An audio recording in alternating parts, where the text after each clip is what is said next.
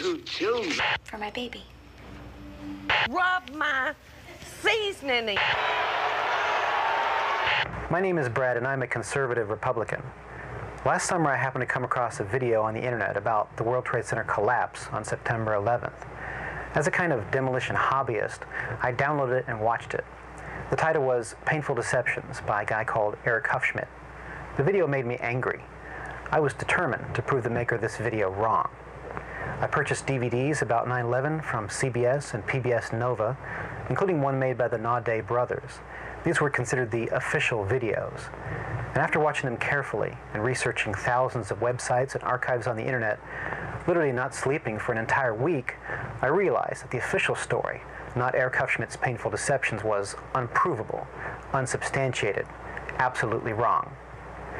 What you're about to see is information you should already know. Our news reporters, government, and media should have made all this material available to every one of us. Ask yourself why you've never seen it on TV. This is as close as we can get to the base of the World Trade Center. You can see the firemen assembled here, the police officers, everybody.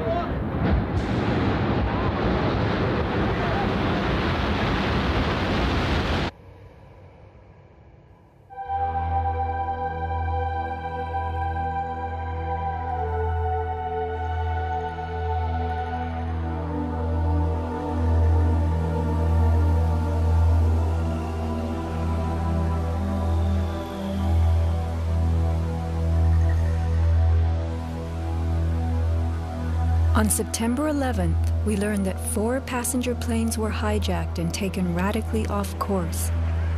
Within an hour, 2 of the planes had flown into the enormous steel towers of the World Trade Center, creating fires and eventually toppling them.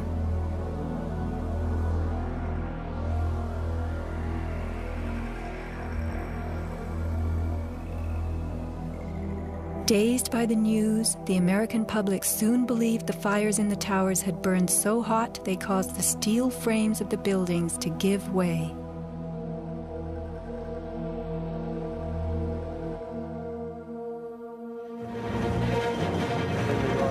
A myth developed, fed by official sources through the media to a bewildered audience. So when it was attacked again, he immediately... Elements of the myth. The impact of the airplanes, gallons of burning jet fuel, steel melting, the buildings failing and suddenly imploding. In a mere 10 seconds, 110 stories hurtled earthward, pulverizing into dust. We ran through the building and went into the... Right from the start, on the street itself, the official story was born. Come out of nowhere and just scream right into the side of the Twin Tower, exploding through the other side. And then I witnessed both towers collapse, one first and then the second, mostly due to structural failure because the fire was just too intense.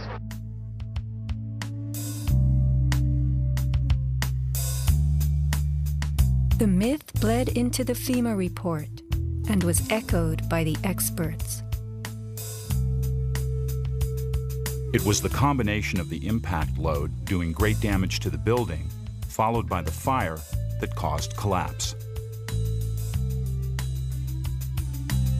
John Skilling and Les Robertson were the structural engineers who designed the streamlined steel frames of the Twin Towers in the 1960s. Because a wayward Army bomber flew into the Empire State Building in 1945, the towers were built with skyscraper crashes in mind. The airplane we were envisioning was the largest airplane of its time, flying slowly and low, lost in the fog. We designed the buildings to take the impact of the Boeing 707 hitting the building at any location. But the aircraft that hit the towers was a Boeing 767, heavier than a 707, fueled for a transcontinental flight and traveling fast. 707s and 767s are comparable. The maximum takeoff weight of a fully loaded 707 is almost 334,000 pounds. As airplanes only carry the fuel load they need, the smaller Model 767s that struck the towers were not, in actuality, maximally fueled or close to their maximum takeoff weight.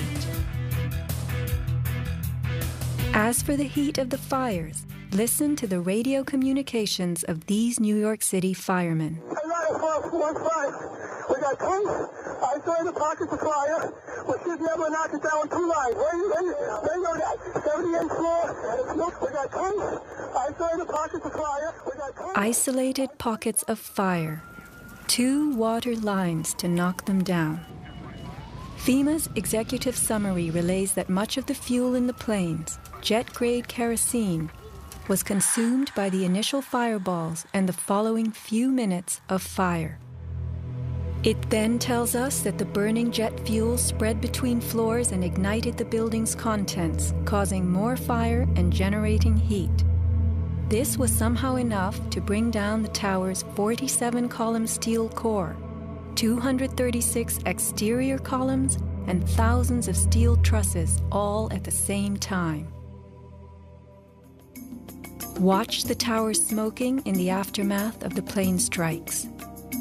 If you have ever tried to light a wood fire, you will know that smoking logs tell you the fire is not burning successfully.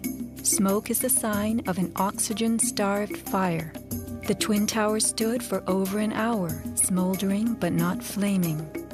During that time, thousands of people were evacuated by way of the stairwells. Others, trapped by debris, stood in the smoke-filled windows and signaled for help. In fact, the towers did what they were built to do. The building was designed to have a fully loaded 707 crash into it.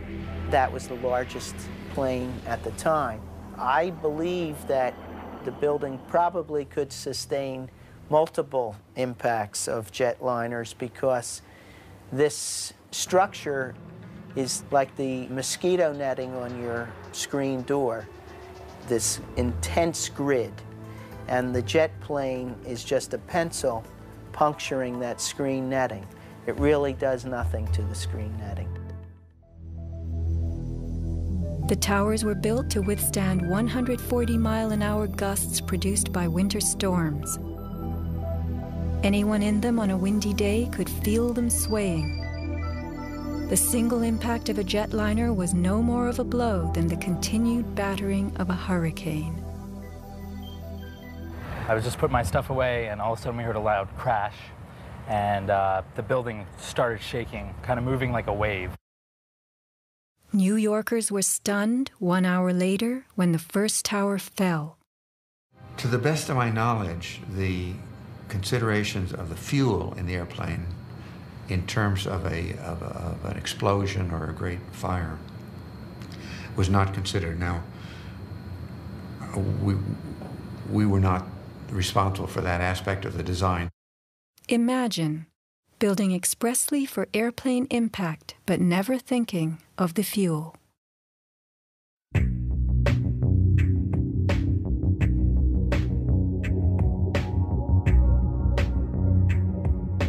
Never before in the history of the world has a steel building collapsed due to fire. I have not seen, until recently, a protected steel structure that has collapsed in a fire. True infernos have raged hot and long in steel-framed buildings, but not one of the buildings ever came down. In 1975, the World Trade Center's North Tower suffered a nighttime fire that flamed for 3 hours, spreading vertically from floor to floor. It burned twice as long as the fires of 9/11 without even a hint of a building collapse. In February 2005, the Windsor Tower in Madrid, a skyscraper undergoing reconstruction, sustained a 20-hour fire. This is what was left, a standing building strong enough to support a crane. Compare a 20-hour inferno to 90 minutes of smoke.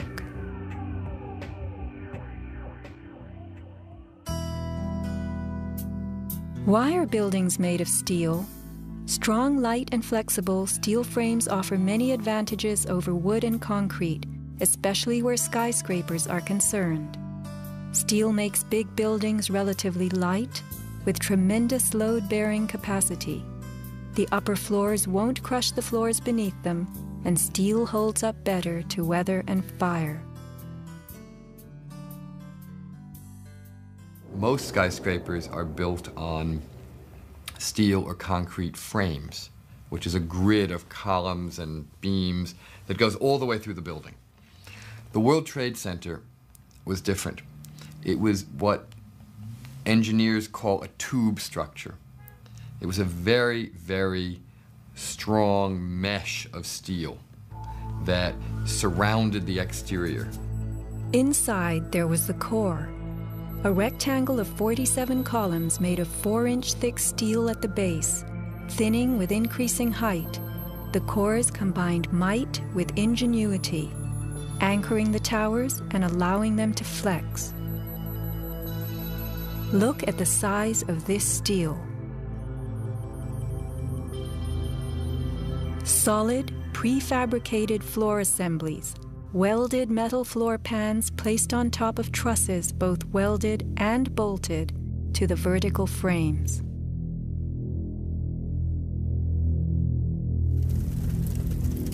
The story we were told.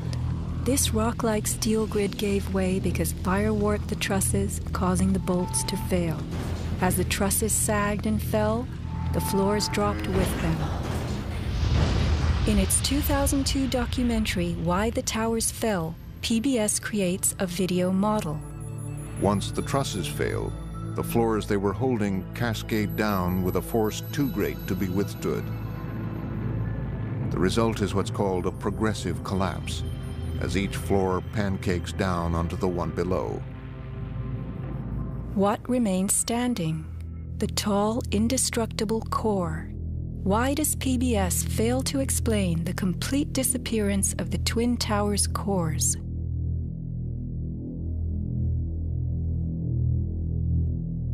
The official story's central thesis is based on heat, temperatures high enough to weaken steel.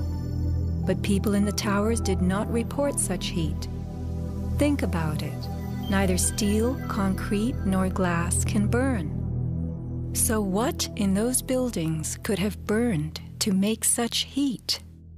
How do these firefighters describe the collapse of the North Tower? We started running, floor by floor, it started popping out. It was if they had detonated.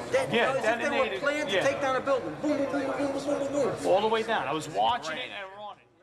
And others give similar descriptions. At 10:30, I tried to leave the building, but as soon as I got outside, I heard a second explosion and another rumble and more smoke and more dust. And then a fire marshal came in and said we had to leave because if there was a third explosion, this building might not last.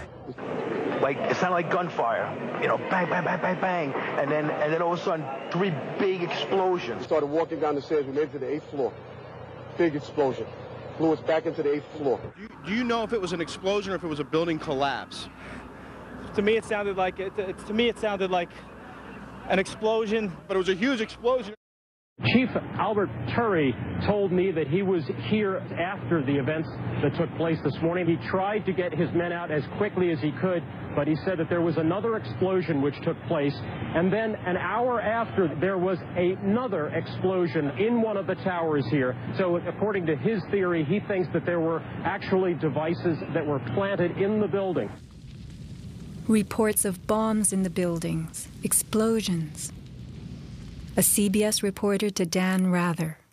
But I was coming toward the World Trade Center looking for CBS crews and asked a firefighter if he saw any. All of a sudden, there was a roll, an explosion, and we could see coming at us a ball of flame stories high. Listen to the sound of a large explosion right before the South Tower begins to fall. This is as close as we can get to the base of the World Trade Center. You can see the firemen assembled here, the police officers, FBI here.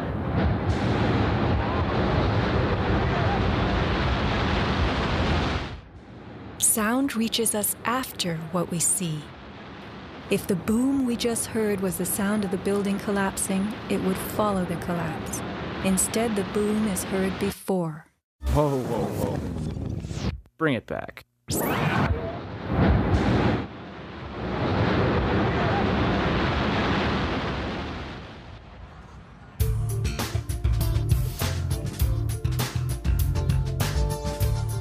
Let's consider the characteristics of steel. Steel is an alloy of iron containing added carbon for flexibility, workability, and strength. In the days of old, blacksmiths heated iron till it was red and pounded it for hours to form it. Horseshoes, knife blades, and plowshares were typical creations. Steel was introduced in the mid-1800s, and by the end of the century, with the advent of the blast furnace, found widespread commercial use. A blast furnace is known as a controlled environment. High temperatures are reached as oxygen is pumped into a closed space. How and when does steel melt? Steel melts at temperatures of 2750 degrees Fahrenheit and above, attained only in a blast furnace or when a powerful incendiary such as thermite is used. Steel or any substance that is burned will never become hotter than the temperature of the fire or heat applied to it. An open-air hydrocarbon fire reaches a maximal temperature of some 1200 degrees Fahrenheit in a dirty or uncontrolled burn, characterized by red-orange flames. Red-orange flames are what we saw on September 11th. Even the fireball caused by the plane strike was red-orange.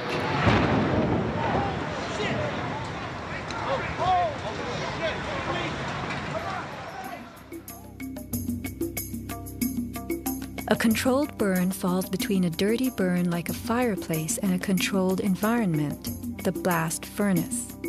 A controlled burn employs a regulated mix of air and fuel, an example being your gas stove or the engine in your car. You can fire up your gas stove all day long, making soup, roasting a duck, or simmering a stew. Made of steel, your stove will not melt, and nor will your pots and pans. This is a kerosene heater designed for use in any ordinary house. The heater runs on jet-grade kerosene contained in this tank. Made of steel, the heater can operate all night and all day. The kerosene fumes ignite and burn inside it, never causing even the smallest part of this heater to weaken or melt. Yet we were led to believe that these tremendous buildings, framed in steel and surfaced in aluminum, totally collapsed from small scattered fires and 90 minutes of smoke. Take note of these hurtling beams, thrown laterally outward as the tower comes to earth. Would fire have the strength to eject such huge hunks of metal? MIT engineering professor Thomas Eager's 2001 paper is officially considered the academic standard for explaining the World Trade Center collapses. In it, he tells us that steel loses half its strength at 650 degrees Celsius, and that the fires that day did not get much hotter than this. He stresses, however, that the fires did not burn evenly. It was the uneven temperatures that caused the steel to deform and some of the floors to fail. These falling floors brought down the whole building. While it was impossible for the fuel-rich diffuse flame fire to burn at a temperature high enough to melt the steel, its quick ignition and intense heat caused the steel to lose at least half its strength and to deform, causing buckling or crippling. This weakening and deformation caused a few floors to fall, while the weight of the stories above them crushed the floors below, initiating a domino collapse. In plain language, straight from MIT.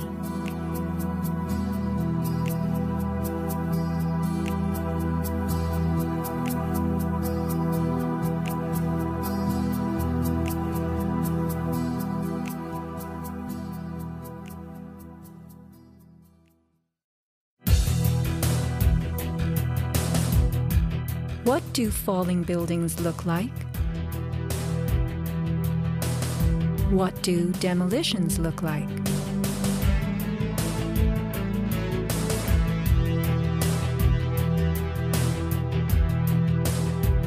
We are seeing typical implosions, characterized by gutting a building's base and then pulling it into itself.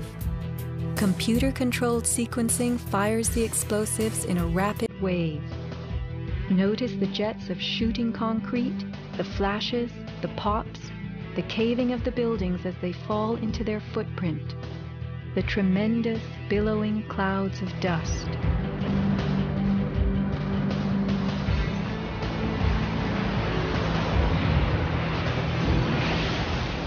Now let's look at the collapse of the Twin Towers.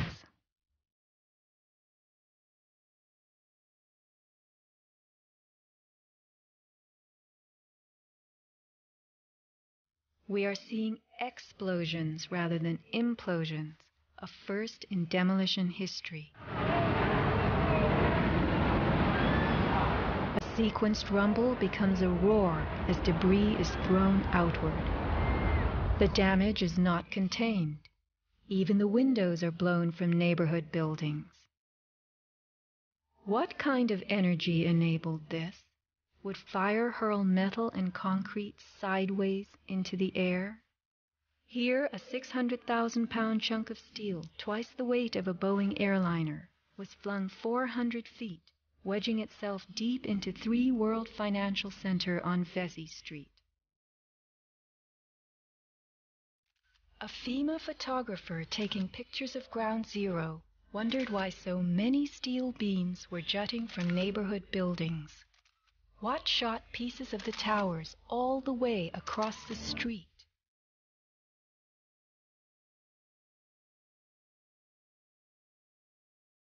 In April 2006, New Yorkers were distressed to learn that bone fragments, human remains from 9/11, had been found on the roof of the nearby Deutsche Bank building. And how, in God's name, did those fragments get there? It surprised me that there was still bone fragments or human remains that had not been discovered. How is it possible that after 5 years they're finally looking on the rooftops of the Deutsche building? I mean, that's crazy. And bone fragments less than a centimeter long. How could they be so small? So much to be explained. Why did the South Tower fall first when it was the second tower to be hit? Watch the top of Tower 2 leaning outward, about to topple. Then, suddenly, it disintegrates in midair. What causes this giant slab of steel and concrete to turn into dust before our eyes?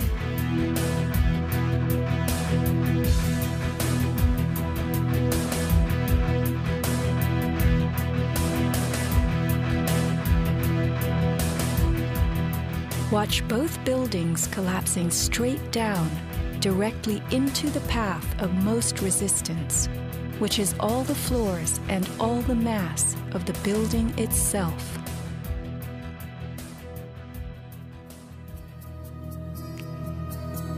The World Trade Center towers came down in approximately 10 seconds.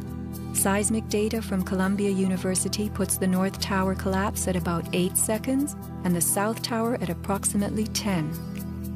Lynn Simpson, a survivor from the 89th floor of the North Tower, describes the site. And I saw the Trade Center literally collapse in upon itself floor by floor by floor, and it took seconds for it to happen. It was a massive building, and it just pancaked. 10 seconds. These are 110-story buildings coming to Earth at free fall speed, the rate at which an object drops through air. The lower floors would need to give way completely as the floors above them fell. Can a person walk through a closed door as quickly and smoothly as one that is open? A 10-second collapse means the upper floors encountered no resistance from the undamaged floors beneath them. Watch the demolition wave rushing straight down.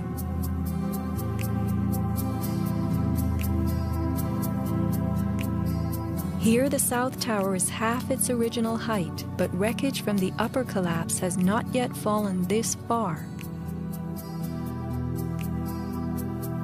We are watching a demolition moving faster than gravity itself, a building bursting into powder from top to bottom.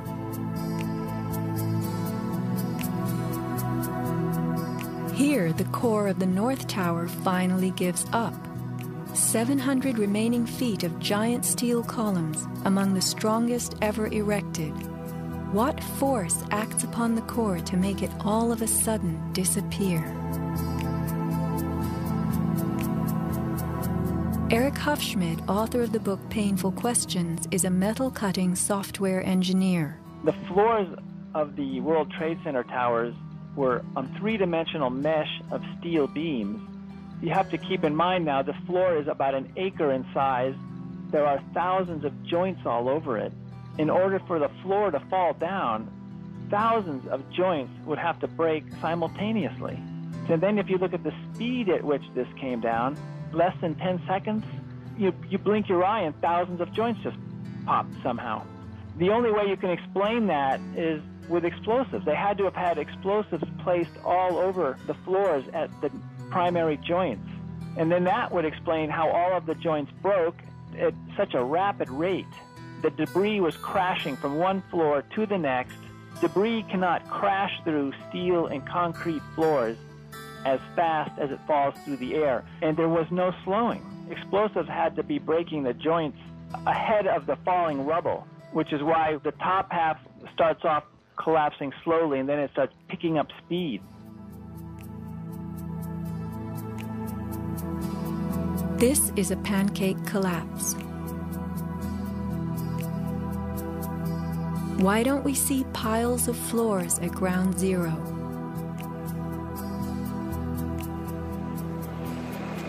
And paper blown everywhere.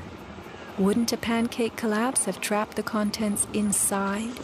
What blew this paper all over New York? If you were to drop a billiard ball from the top of the Twin Towers, it would hit the ground in just over 9 seconds, the average time it took for the towers to fall. Helped by gravity and falling through air, the ball will gain speed. The calculation for a pure pancake collapse of 110 stories, with each floor pulverizing to get out of the way, is 96 seconds. In the real world, with the floors creating resistance, a pancake collapse would lose speed. Never would it gain speed.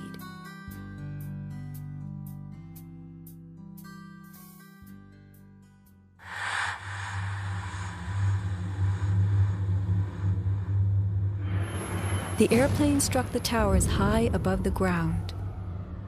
But down in the lobby of the North Tower, marble facing flew off the walls. The windows shattered, all the glass blown out. Right away, a guy from the Port Authority told him the damage was somewhere above the 78th floor. But all you had to do was look around. It was obvious. Something had happened right there in the lobby. You just saw that all the windows were blown out. The lobby looked like the plane hit the lobby. Like the plane hit the lobby. What caused so much wreckage in the lobby? William Rodriguez, a maintenance employee at the World Trade Center and the last human being to exit the towers alive, describes a giant blast below his building. And all of a sudden, we heard an explosion. It was a huge explosion that came from under my feet, meaning that it came from the sub-levels between B2 and B3. And then there was a huge explosion at the top of the building. You could hear the difference from the bottom and all the way through the top. The one from the top, which was actually seconds after, was heard very far away. The one at the basement was pretty loud, and you felt your actual feet moving with the floor. The tremor that is sent through the floors, that the walls cracked and the false ceiling totally collapsed. And that's when a person named Felipe David came running into our office saying, explosion, explosion, explosion. And when I saw him, he has all his skin pulled from under his armpits and missing pieces on his face. An explosion deep down in the tower before the plane crashed 95 floors above. Others lived to report enormous explosions below the towers. Construction worker Philip Morelli was in North Tower's sub-basement 4 at the time of the first plane strike. I go downstairs, the foreman tells me to go to remove the containers. As I'm walking by the main freight car of the building, in the corridor, that's when I got blown. I mean, the impact of the explosion, of whatever happened, it threw me to the floor, and that's when everything started happening. Blown to the floor. Let's hear what happened next. I was racing, I was going towards the bathroom. All of a sudden, I opened the door, I didn't know it was a bathroom, and all of a sudden a big impact happened again, and all the ceiling tile was falling down, the light fixtures were falling, swinging out of the ceiling, and I come running out the door, and everything, the walls were down, and now I started running towards the parking lots. There was a lot of smoke down there, there was a lot of people screaming. People came with us running up the ramps. Philip then ran underground to the South Tower. You know, you got to go clear across the whole from 1 to 2 World Trade Center. You know what I mean? That's the way you got to run. And then all of a sudden, it happened all over again. Something else hit us to the floor. Right in the basement, you felt it. Walls were caving in, everything that was going on. I mean, I know of people that got killed in the basement. I know of people that got broken legs in the basement. People that got reconstructive surgery because the walls hit them in the face. Engineer Mike Pecoraro in the 6th sub-basement found the parking garage and machine shop reduced to rubble.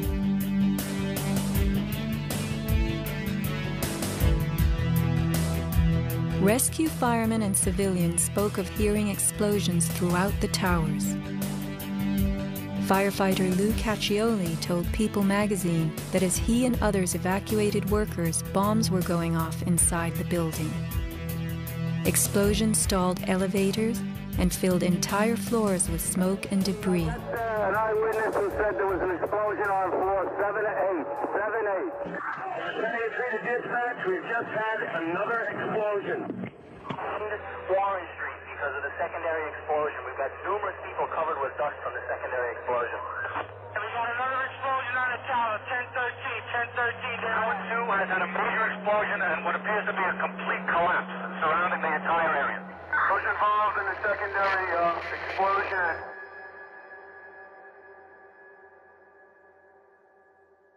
William Rodriguez, helping the firefighters, reports blasts within the North Tower well before it fell. As I went up, I remember listening to small explosions on the upper floors, and these small explosions were not coming from the area of the impact. It was coming from lower floors. And when the second plane hit the South Tower, we heard boom. When we heard boom, inside our building, the North Tower, we heard pa pa pa pa pa pa pa pa. And on the security radio, we heard, we lost 65, meaning the 65th floor collapsed. And as we went down the stairwells, you could hear the actual collapsing inside the buildings. You heard rumble, you heard the cracking of the walls, I mean, pieces falling right next to us of the actual building.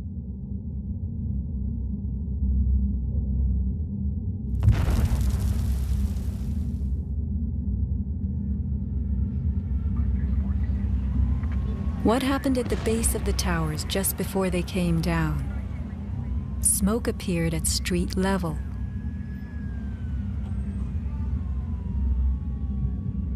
This video was shot from New Jersey. An explosion is heard as white smoke rises at the base of the building. Now people are gathering in large groups. In fact, at one corner, smoke was coming from the city. Folks stepping out of bodegas.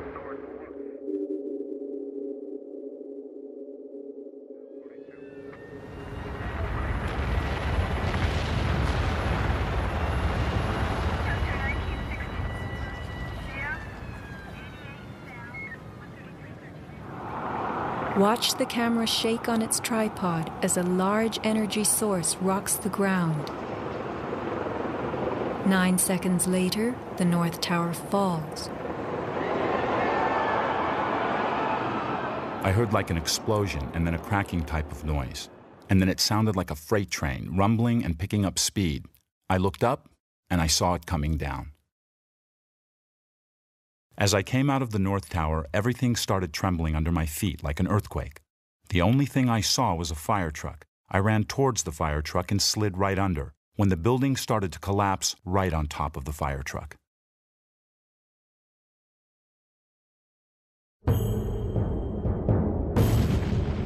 Across the Hudson River, Richard Siegel was filming an astonishing day. The sound meter of Richard's camera caught something very significant. Adjusted for the distance involved, as sound travels more slowly than what we see, the camera registered multiple explosions in the towers. Here is the South Tower record. Then the building fell.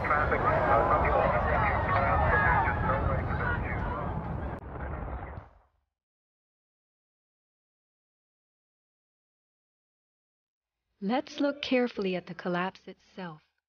Notice the puffs of concrete issuing from the sides of the building well ahead of the collapse wave. Called squibs in demolition language, these are actual explosives, charges firing visibly through the exterior as gravity pulls the building down.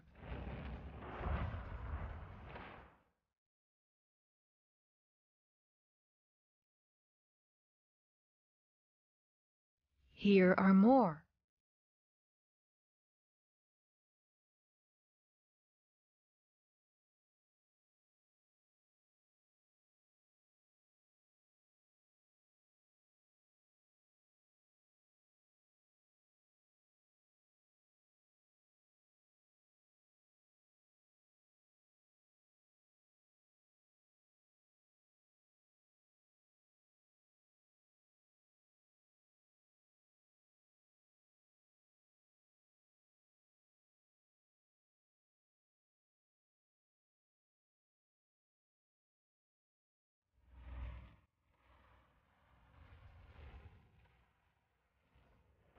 Shattering from the top, engulfed by banana peel plumes, these were no ordinary implosions.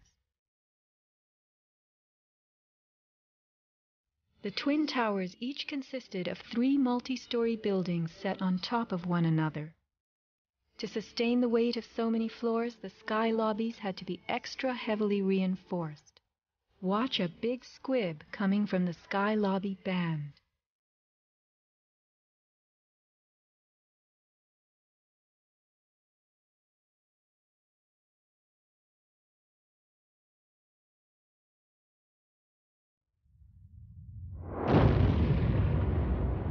A powerful blast produces what is called a shock wave. Explosions generate extremely high compressional waves that exceed the limits of surrounding air and space, creating a violent force. When the debris started coming down, I was right in the shadow of the South Tower. I was less than 100 yards away. Everybody saw the video over and over again of that cloud chasing people down the street. It was like a tornado. It was like being hit by a wave at the beach, but the wave was intense, it was hot, it was noisy. It was like getting hit in the back by gravel, blocks, like somebody had picked up handfuls of rocks and was just throwing them at you. And the noise kept coming and coming, and one second I was running, and the next second I was flying. I was just, I had no control over my feet, no choice as to what direction I was going. I was in the air, and it seemed like I was being followed by this tornado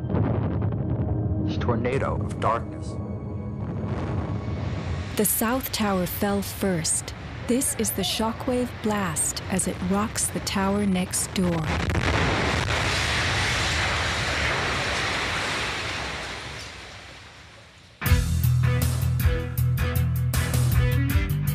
As the buildings fell, they darkened Manhattan, filling the air with billowing clouds of dust and ash.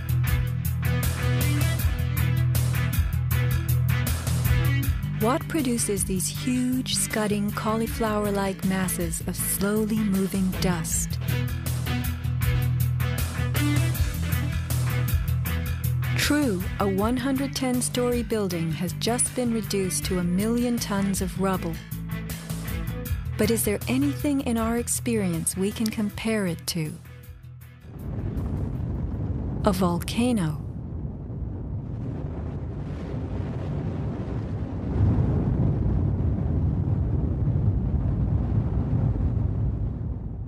The U.S. Geological Survey website provides us with a definition of a pyroclastic flow as a ground-hugging avalanche of hot gas and debris.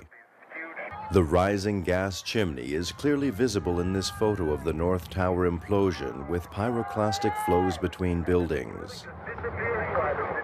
The cauliflower shape of the debris clouds is a telltale sign of pyroclastic flows generated by massive explosions typical of volcanic eruptions and controlled demolitions. That is the second building that has gone down. A pyroclastic surge can even flow over water as hot gases carry dust created by explosive energy. Here, the South Tower implosion creates a pyroclastic surge moving out over the Hudson River. A volcanic eruption produces exactly the same thick, scudding ash, heavy with debris, hugging the ground as it flows out from a tremendous internal explosion.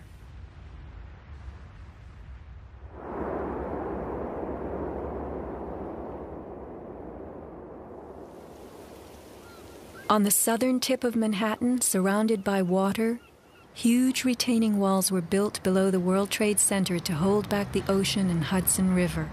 The bathtub, as it was called, held 7 levels of parking garages, maintenance rooms, and the New Jersey Path train station. After September 11th, the 3-foot-thick slurry walls were found to have shifted up to 18 inches inward.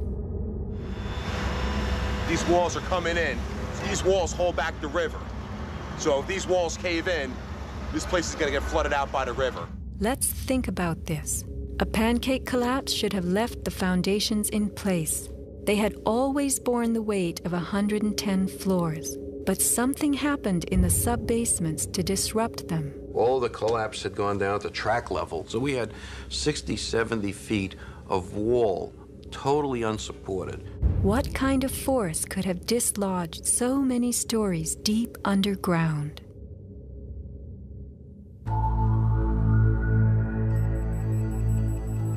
The pile itself seemed to have a life of its own.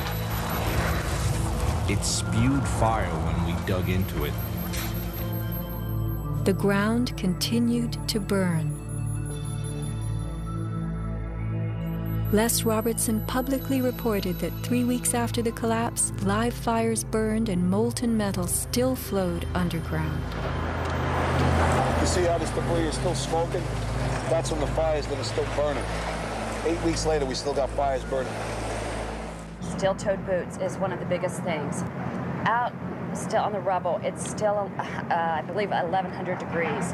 The guy's boots just melt within a few hours.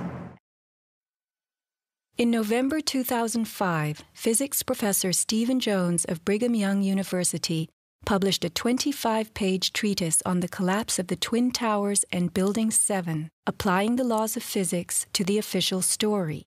From an interview on MSNBC. As we read in the FEMA report, it says here, and I put this in my paper, of course, the best hypothesis, which is the only one they looked at, the fire, has only a low probability of occurrence. Further investigation, analyses are needed to resolve this issue, and Professor, I agree I with that. am sorry that we are out of time, and I'm not sure that... Whoa. One other thing I want to mention about... Okay, if you can hit it, hit us with it quickly. All right. Okay, here we go. Molten metal in the basements of all 3 buildings. Right. And yet all scientists now reasonably agree that the fires were not sufficiently hot to melt the steel. So what is this molten metal? It's a direct evidence for the use of high-temperature explosives such as thermite. Thermite produces molten iron as an end product. Okay. We appreciate your coming on, even if I don't understand your theories. We appreciate you trying to explain them. Thanks. Professor Jones barely got in his mention of thermite. An incendiary used by the military, thermite is a compound of iron oxide and aluminum, which when ignited sustains an extreme heat reaction, creating molten iron. In just 2 seconds, thermite can reach temperatures over 4,500 degrees Fahrenheit, quite enough to liquefy steel. This is thermite melting the engine of a car. We know that open-air fires cannot burn hot enough to melt steel, but metal had melted at the base of the towers. The second product of a thermite reaction is aluminum oxide, visible as white smoke. Was thermite used in conjunction with explosives on September 11th? Watch this very bright substance pouring from the 81st floor of the South Tower.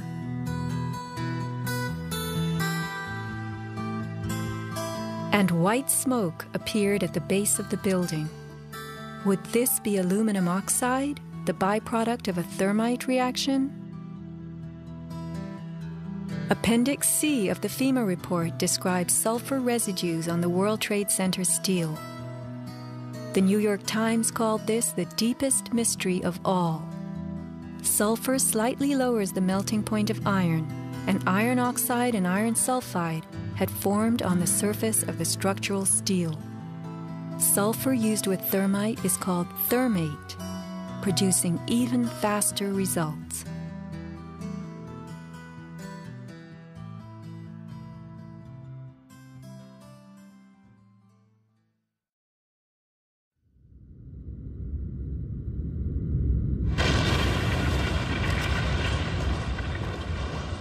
Let's look at what happens in the demolition industry. Taking down large structures requires preparation. Powerful explosives and heavy equipment are used in advance to weaken the foundation and bottom sections of a building before additional explosives and gravity bring the rest of it down. The words of a senior blaster. We blow the basement, all the columns in the basement. Then we crack it up at the top to get it started. We go every other floor all the way down. Every explosive has a timer on it. That's why it's controlled. When the columns go, each floor goes down and impacts the one below and keeps going. Here's what demolition experts use in steel-framed buildings: the linear shaped charge. It's a chevron-shaped or V-shaped charge that you can focus at a specific target, and it's lethal. It generates around 3 million pounds per square inch pressure at a speed, depending on the explosive inside the shaped charge, in excess of 27,000 feet per second. Besides the unfathomably powerful shaped charge, blasters have a lot of tricks. There are over 1,000 different types of explosive. Different because they detonate at varying speeds. This is detonating cord, and this burns at about 21,000 feet per second. Comes in all colors, pastels too. With the use of delays, we can control pretty much where the debris lands. We can control vibration. We can control noise levels. Timing and delays are the key to just about everything in our business.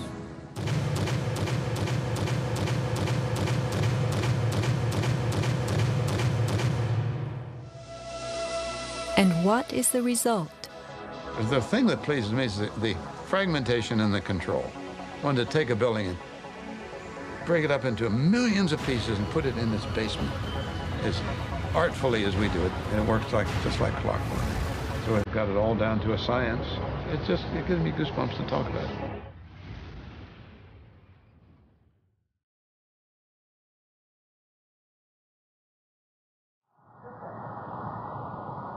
Were the underground explosions intended to blow out the Twin Towers' basements, followed by blasts heard inside the buildings of shaped charges slicing the core? The secondary explosion. We've got numerous people covered with dust from the secondary explosion. Demolition pre-weakening usually takes place well in advance of the final blast, but at the World Trade Center, critical prep work might have had to occur in a very compressed time frame in the panicked aftermath of the plane strikes.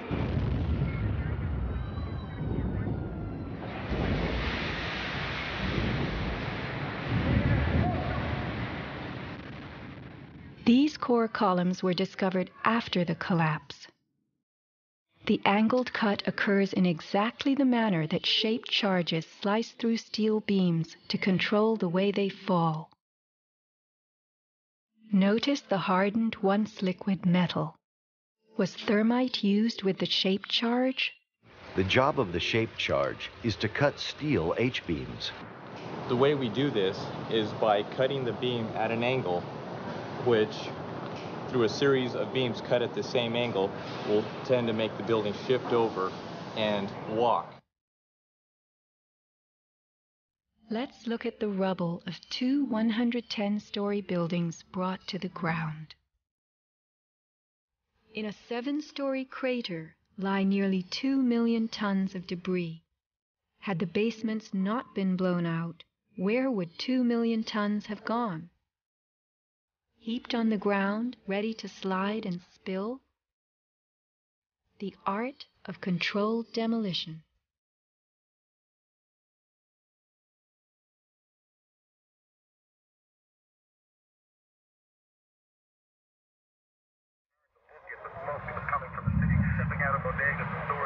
Remember the pre-collapse and mid-collapse explosions caught by Richard Siegel's camera on the Jersey shore? Were these the blasts that took out the core and upper basements just before the final crumble, a mind-boggling sequence of computer-controlled delays that blew the exoskeleton, pulverized the concrete, to bring the whole structure rolling to the ground?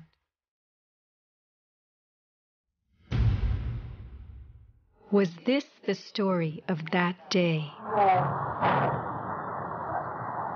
Inside our building, the North Tower, we heard pa pa pa pa pa pa pa pa pa. And on the smoke was coming from the city. Folks stepping out of bodegas and stores below.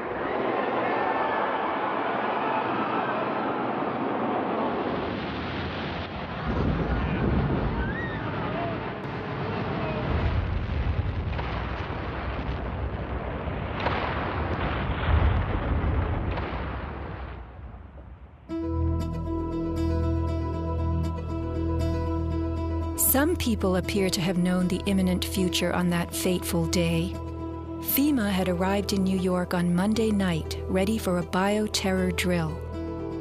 Spokesman Tom Kenny to Dan Rather. To be honest with you, we arrived on late Monday night and went into action on Tuesday morning.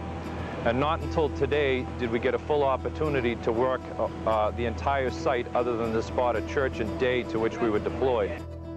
And Rudy Giuliani, mayor of New York, tells ABC's Peter Jennings that he was aware the towers would be coming down. What is going on now is a massive rescue effort. Do you believe it's hundreds or thousands? I really don't want to say right now, Peter. I think it's going to be a horrible number. I saw people jumping out of the World Trade Center. I saw some of the firefighters who I know going into the building. And we were in a building in which we were trapped for about 10, 15 minutes. And we set up headquarters at 75 Barclay Street, which was right there with the police commissioner, the fire commissioner, the head of emergency management. And we were operating out of there when we were told that the World Trade Center was going to collapse. The World Trade Center was going to collapse. It was going to collapse. It was going to collapse.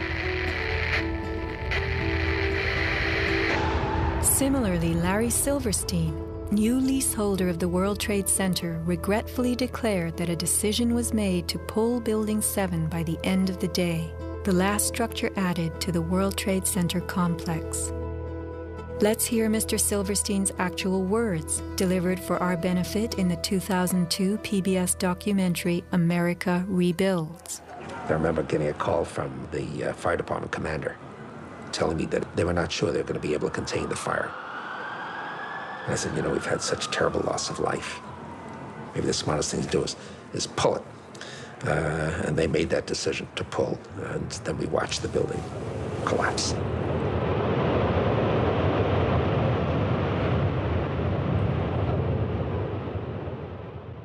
Blast, shoot, blow, and pull are terms used in the demolition industry to refer to bringing down buildings, bridges, and other structures. Because I actually blew the hospital down that I was born in. Originally, we had figured to shoot it, let it drop straight down. Then, watch Demolition Dynamics attempt a big blast. And from Ground Zero's own post-disaster wrecking crew. By mid-December, the Department of Design and Construction had leveled World Trade Center buildings 4 and 5. Hello? Oh, we're getting ready to pull building 6.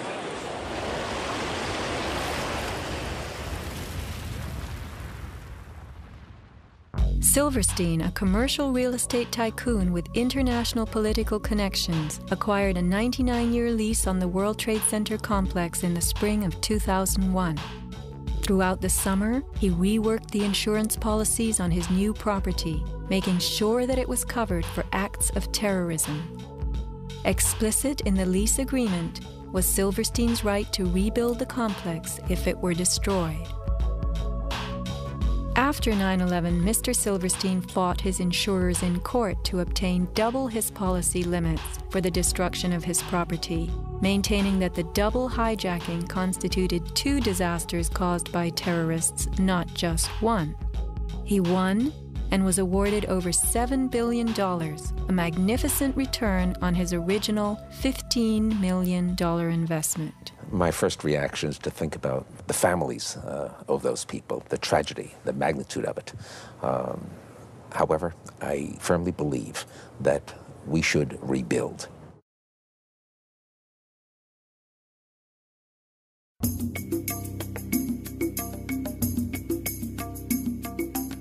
Just in the last few seconds, another building, building number 7, one of the buildings in support of the World Trade Center towers, has collapsed. World Trade 7, functioning as the command center for the complex, housed giant diesel backup and oxygen systems, the mayor's protected emergency bunker, and offices for the CIA, Secret Service, Department of Defense, and Securities and Exchange Commission. Its other tenants were insurance companies, brokerages, and banks.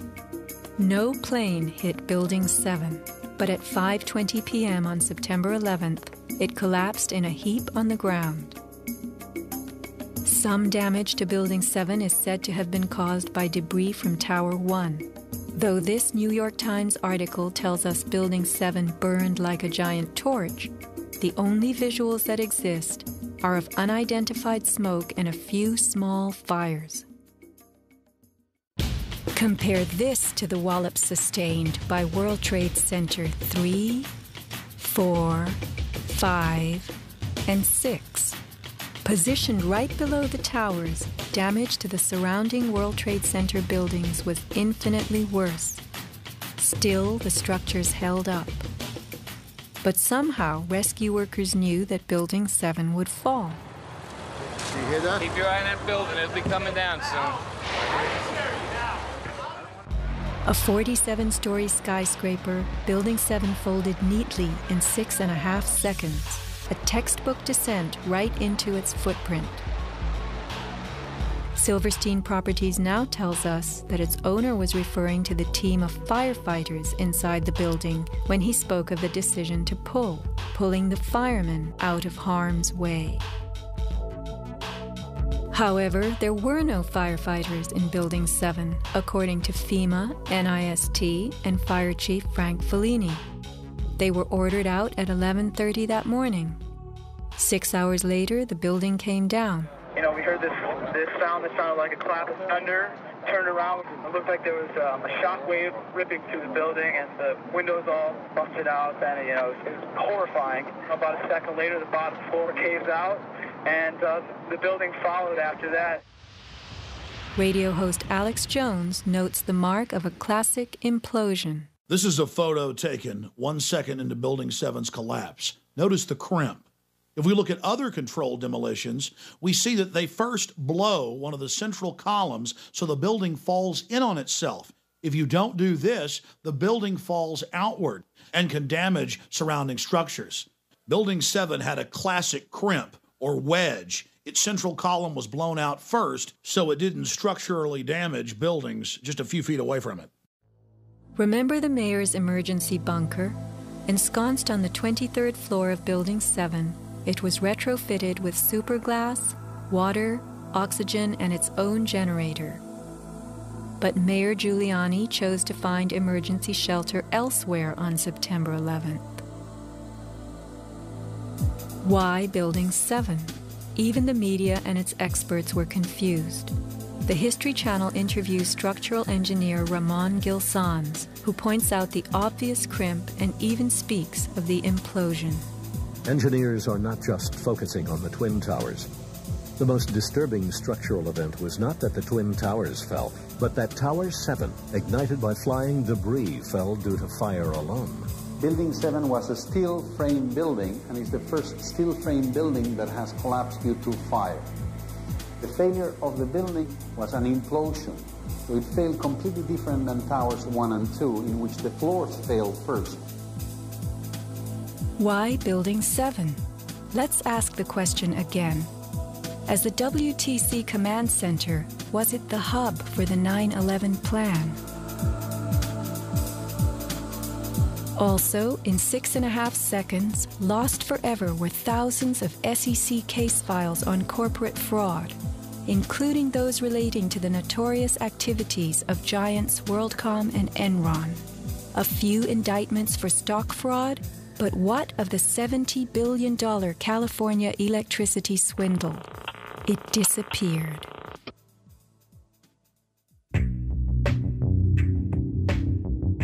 No one died in the collapse of Building 7. It was vacated well in advance of its implosion, but not the Twin Towers.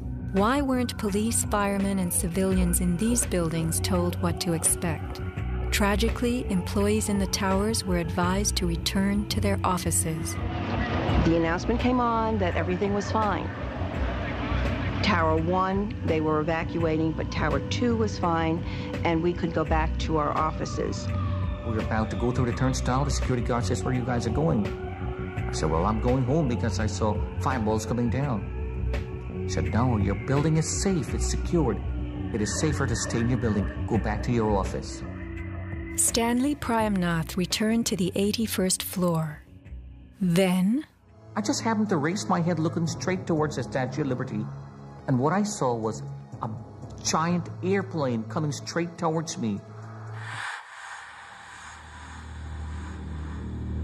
the South Tower was hit between the 78th and 84th floors.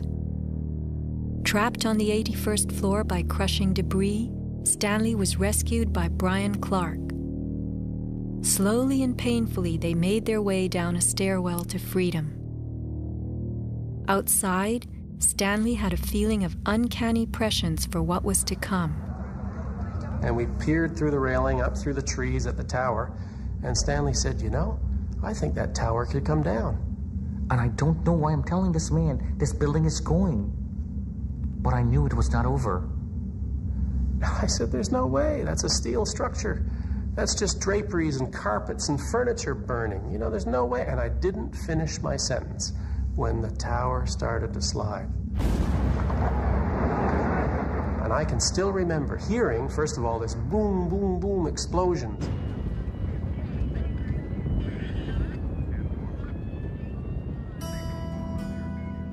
Not all were blessed with intuition or foresight. Joseph Milanowicz reached his son Greg by cell phone. Greg at that time, I could tell by his voice, was scared. He said to me, "Dad, can you get in touch with someone and tell them that there's about 20 of us on the northeast corner of the 93rd floor." Greg had been about to leave the South Tower after the North Tower was attacked, but was told it was safer to return to his desk. A couple of times he said, "Why did I listen? Why did I listen?"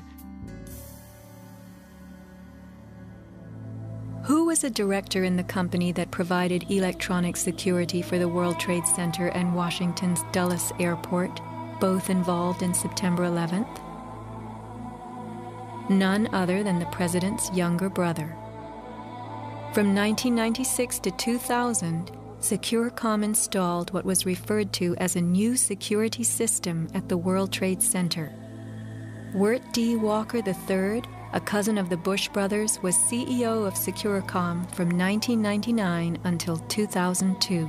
Interestingly, these facts have not been made public. Was it only a security system that was added during those years, or was it also the wiring for a long-awaited plan? Scott Forbes, an IT specialist in a firm that had leased space in the South Tower since its erection, reported an unprecedented power down in his building for almost the whole weekend prior to 9/11. We were notified 3 weeks in advance of the power down by the Port Authority. That was relatively short notice to plan to shut down all of our banking systems. It was a big deal. It was unprecedented. We had a data center on the 97th floor, so our originating servers were all there. During that weekend, the power down meant that there was no security. The doors were all open, basically. And also the security video cameras were all off. But there were guys in overalls carrying huge toolboxes and reels of cables walking around the building on that weekend. Employees were notified that internet cables were being upgraded. But who were the strange workmen, and what were they really doing? All the power was shut down. If there was a power down, that meant that everything was gone in terms of security, in terms of access to the building. So anybody could have gone there and do any kind of setup. Having worked overtime to get his company's servers back up, Scott took the day off on September 11th. As he watched the towers collapse from New Jersey that morning, he was sure this had been the purpose of the mysterious weekend work. Scott notified many authorities, including the 9/11 Commission, about the unusual and lengthy power outage, but was ignored. Ben Fountain of Fireman's Fund spoke of unusual evacuations ordered at the Twin Towers during the weeks before September 11th. Others reported that the security alert was inexplicably lifted 5 days prior and bomb-sniffing dogs were removed. What would the dogs have discovered had they remained on duty?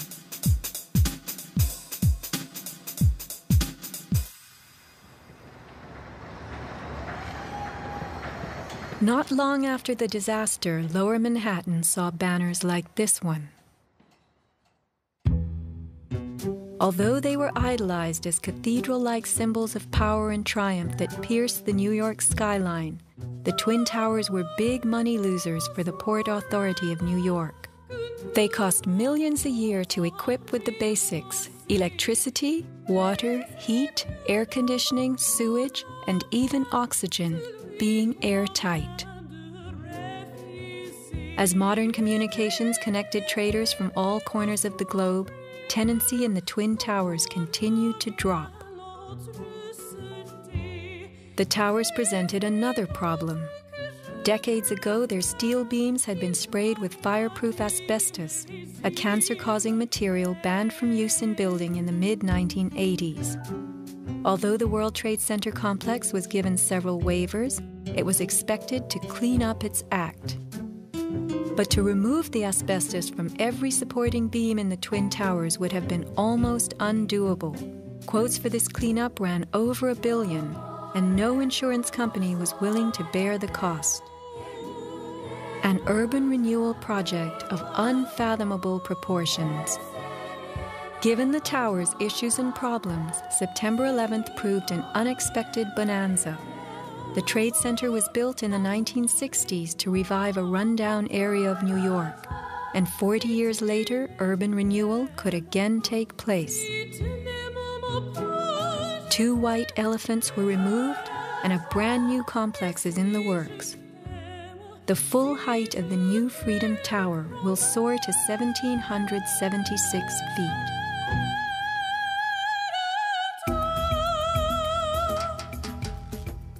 The suffocating dust that engulfed Manhattan was much more than dust. It was pulverized concrete, glass, metals containing lead, mercury, dioxins, benzene, and of course asbestos. None of that was healthy for any living thing. Today, thousands of rescue workers have developed lung cancer and serious permanent health conditions. And the rescue dogs continue to die. What you had was a ground-level municipal incinerator that smoldered for months, burning up the most heavily computerized building in the world.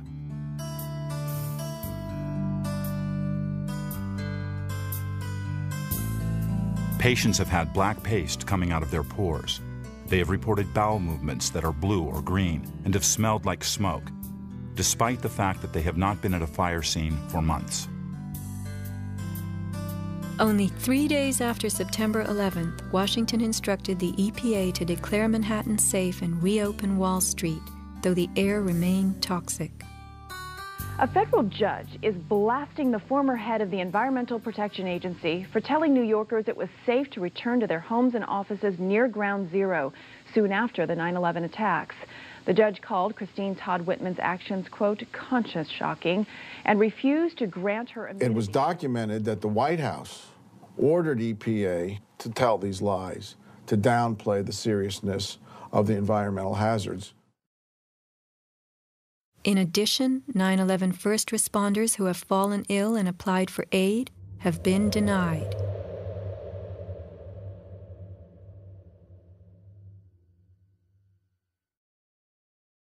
Asbestos plays a part in the myth of why the Twin Towers fell on September 11th. The steel had been sprayed with a lightweight fireproof foam, which, while cheaper, was much less adhesive. The New York Times has reported that the foam fell off easily, and the Port Authority had been fixing and replacing missing sections in the months before September 11th. But even if the fireproofing had been perfectly applied, the impact of the plane crashing into the North Tower was so powerful, it simply blew most of it off, allowing the fire to attack the steel beneath. Once the planes hit, whatever condition it was in before the fact, made no difference because an impact would knock it off and the fire would have devastating effects on the steel. One good smack from a jet plane and the puffs of asbestos are all blown off the steel. Would a few hundred doors slamming do the same thing? Here, the History Channel tells us how, due to poor fireproofing, flames swept through the pockets between floors. As much of the fireproofing had been dislodged on impact, the flames were attacking unprotected steel. When steel is not protected, the strength reduces very fast. When you get to about 1100 degrees Fahrenheit, you lose about half the strength of the steel. The fire inside the towers may have reached temperatures of 2500 degrees Fahrenheit. The New York Times has reported what happened to those steel floor trusses then. The steel did heat up and it became softer and softer, almost like licorice. And eventually, all the steel had been weakened in this zone. 40 years ago, the steel used to build the World Trade Center was certified by Underwriters Laboratories, a global product compliance and public safety guardian. Let's hear a lone voice that spoke out from this enormous company. My name is Kevin Ryan, and I'm formerly a manager at Underwriters Laboratories.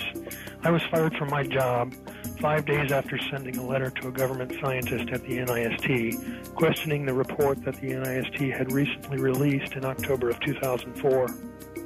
I wrote this letter because I had serious questions about what I saw in the report. Those questions went back to September of 2001 when UL's CEO came to our location in South Bend. He told our entire staff that the World Trade Center steel had been certified by UL, and he said that we should be proud of how long the buildings had stood. Over the next 2 years, I did some research and found some very disturbing facts, including that the steel had been disposed of in an unprecedented manner. Once I discovered those facts, I sent a written question to UL CEO asking him about these things and what he was doing to protect our reputation as a company. He replied in writing to me that UL did, in fact, test the steel. He talked about the quality of the sample and how well it had performed in the tests. And he said that our company had tested the steel and that it had done beautifully. After that, he asked me to be patient and wait for the NIST report because UL was working closely with them. I saw this report in October of 2004, and in November I sent my letter to NIST asking for clarification. I felt it was an obligation on my part to ask the questions since no one else seemed to care to. After the 1993 bombing, the fireproofing in both buildings was updated considerably. But when you look at the NIST report, you don't see any testing that showed that a 767 would widely dislodge the fireproofing under any impact, let alone so far from the point of impact. So now we've been left with a new theory that is not really a theory at all, but only a collection of vague statements. The NIST report represents what can really only be called anti-science. They started with their conclusions and worked their way back to some leading hypotheses. When the results of the physical tests showed that the temperatures were far too low to soften steel, and that the floors could not have collapsed, and that the fireproofing could not have been widely dislodged, the NIST ignored these results and built a black box computer model that no one can argue with, and that would spit out the right answers. Today, anyone who's conscious enough to know what's happening in the world knows that most government policy is being driven by this false story. Crack down and punish the perpetrators of this attack. This is being seen on Capitol Hill as another Pearl Harbor, as another Pearl Harbor, as another Pearl Harbor. The steel in dragon-like lengths and contortions spoke for itself. Bent, deformed, without cracks. I found it hard to believe that it actually bent because of the size of it and how there's no cracks in the iron. It bent without almost a single crack in it. It takes thousands of degrees to bend steel like this. Typically you'd have buckling and tearing on the tension side, but there's no buckling at all. There's no buckling at all. Here is the meteorite, molten iron fused with concrete. And architects, engineers, people who work with steel, welders have just never seen the level of destruction and the level of deformation of this material in our lives. It is true that heat expands steel. In a fire, steel members may swell and bend slightly. But this, how could these huge tangles have been created? The steel below the towers had melted at many thousands of degrees. Since metal conducts heat, were these twisted remains formed by high temperatures wicking their way through a gridwork of steel?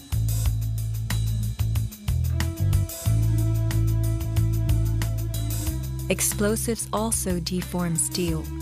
As they fire, gas pushes outward.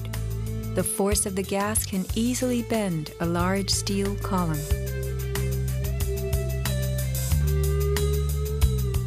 Two kinds of debris, huge shattered columns that could break a truck, combined with matter that was near pulverized. You have 2 110-story office buildings. You don't find a desk. You don't find a chair. You don't find a telephone, a computer. The biggest piece of a telephone I found was half of the keypad, and it was about this big. In 1886, 4 gold miners lost their lives in an underground explosion.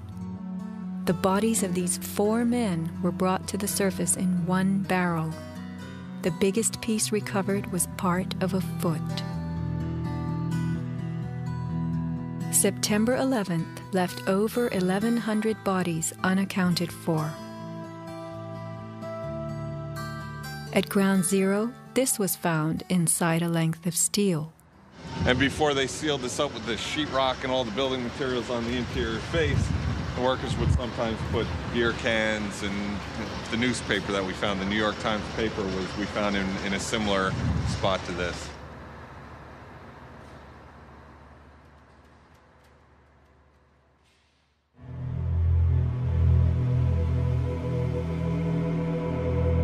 Secrets cannot be kept forever. Just as that newspaper from 1969 revealed itself to us decades later, we will someday know the inside of September 11th. The reasons for the staging of such a production go far back into time. Insurance policies covered nearly everything in the World Trade Center that was destroyed. But what if certain commodities could be removed in the nick of time? Gold and silver held by commercial banks and the COMEX exchange is said to have been stored beneath Ground Zero. This single cache belonging to the Bank of Nova Scotia was unearthed and made public. Was there more, and was it removed, remains a question. As last survivor William Rodriguez climbed the stairwell to rescue people, He remembers a very strange thing. As I stood there on the 33rd floor, I heard very strange noises on the 34th floor. Now, the 34th floor was an empty floor, a floor that did not have any kind of walls, or it was a construction floor. It was totally hollowed out. There was nothing there, and I heard very heavy equipment being moved around, and it sounded like dumpsters with metal wheels being moved around, and I got scared because I knew it was an empty floor. Nobody was supposed to be there. As a matter of fact, not even the elevators stopped there. You have to have a special access key to open the door on the 34th floor. So to find that there were strange noises there, and I continue actually bypassing that floor because I didn't dare to open the door on the 34th floor. Something told William Rodriguez not to mess with the 34th floor. I got scared. Yet William Rodriguez was not a man who was scared that day. He remained in a burning building against firemen's orders, endangering his own life as he saved the lives of others. What could have been happening on the 34th floor? For weeks, Scott Forbes had heard similar noises on the 98th floor above him. It must have been at least 4 to 6 weeks before 9/11. It was like rebuilding work going on upstairs. The tenants, the people from Aon who had been there were moved somewhere else. The offices were just vacant. And there was a lot of heavy machinery building work going on. It was almost like pneumatic drills and lots of hammering, so much so that the floors were shaking. That's how noticeable it was. It was almost as if something heavy was being moved and then it was being taken off wheels, and it was like, boom. Our floor underneath literally shook. You could feel the weight above you. That was how large it was. On one occasion, I opened a door to see what was going on, being nosy. When I opened the door, the whole office space was empty. There was nothing there at all. It was quite bizarre because it was just empty. Completely empty, barren, nothing, zero. Not even cables hanging from the ceiling, but there'd been these heavy noises and vibrations up above. It was really strange. And the noticeable dust in the building the week before. It was probably the week leading up to 9/11. Every morning I'd come in around 7 a.m. and the dust was incredible. It was filthy. It was like the cleaners weren't cleaning. Right where the windows were, there was a sill which enclosed radiators. I was sick to death of the dust which was appearing on the windowsills. It was dirty grey and very, very noticeable in that week leading up to 9/11. Where was that dust coming from? Grey dust Scott himself had to clean. Was it powdered cement? The steel columns of the Twin Towers formed an endo and exoskeleton. Had something been placed around the edge of the building, holes been drilled to contain it? Was the dust in those final days a telltale sign? As white elephants, the buildings were full of vacant offices. Tenants could be temporarily moved around for upgrades as Aon was, and a plan arranged to perfection. Was the strange construction that could be heard but not seen going on all over the towers? Larry Silverstein took possession 6 weeks before September 11th, when the strange construction began. Were the sounds that scared William Rodriguez the last of the rats as they left a sinking ship?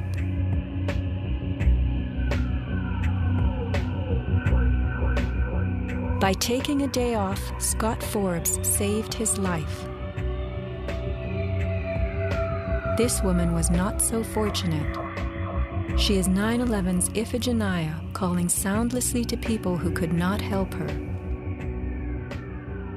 Christopher Hanley, trapped with 100 people on the 106th floor of Tower 1. Fire Department 408, where's the fire? Yeah, hi. I'm on the 106th floor of the World Trade Center. We just had an explosion up here. What building are you in, sir? 1 or 2? 1 World Trade. All right. Yeah, there's smoke, and we had about 100 people up here. Sit tight. Do not leave, okay? There's a fire or an explosion or something in the building. All right? I want you to stay where you are. Yes. Kevin Cosgrove, trapped on the 105th floor of the South Tower. There's smoke right there, 105, 2 power. It's really bad. It's black. It's arid. My wife thinks I'm all right. I called her and said I was leaving the building. I was fine, and bang. The 3 of us, 2 broken windows.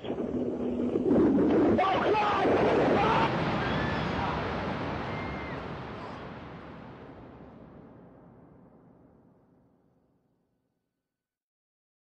Let's not forget these people whose fate on this day was decided for them. As we know, secrets cannot be kept forever.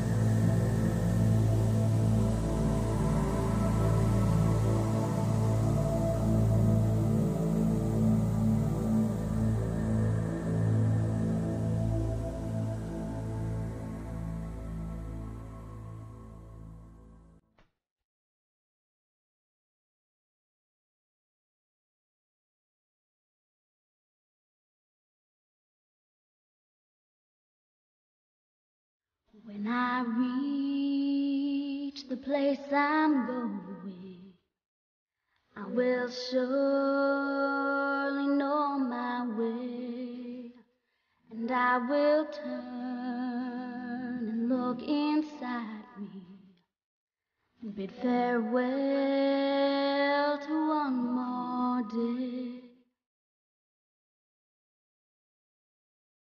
Every light begins with darkness. Every flower is once a seed, and with the sun and wind to test us, we are bound to be released.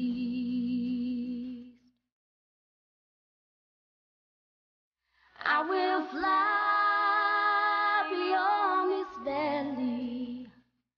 I will open up the gate, and when I reach the place I'm going, I will surely know my way.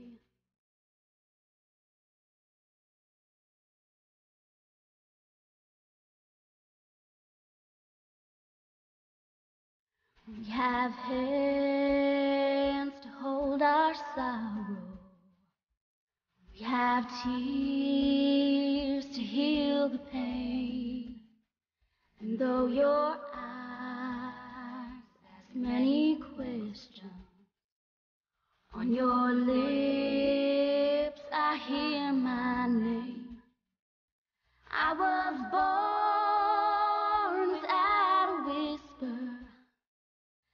I was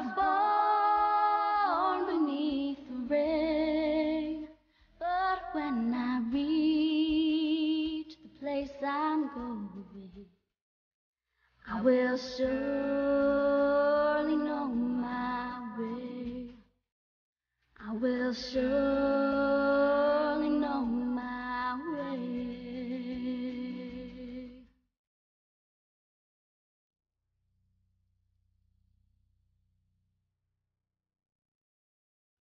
So are you tired of editing? Me?